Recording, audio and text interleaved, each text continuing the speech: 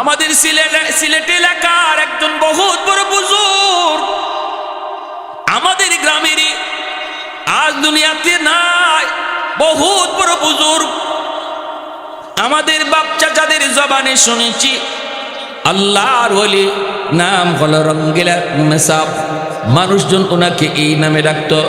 এত বড় বুজুর্গ, মসজিদের ভিতরে টাইম কাটায় দিতেন বেশিরভাগ সময়। আমার ভাইরা বন্ধুরা, এত বড় মুস্তাজাবুদ দাওয়া ছিলেন।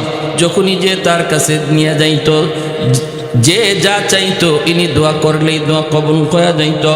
এত বড় মুস্তাজাবুদ দাওয়া।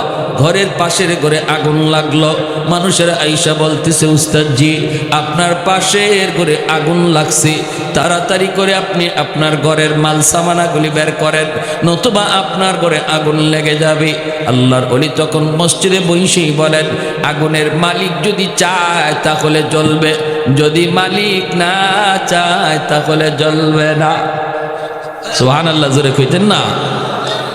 সমস্ত মানুষেরা কয়, আমরা শুধু তাকায় তাকায় দেখলাম পাশের ঘরে আগুনে জ্বলা ছাই হয়ে গেল। হুজুরের ঘরের মধ্যে আগুন টাচ করলো, কারণ লাগা লাগা ঘর।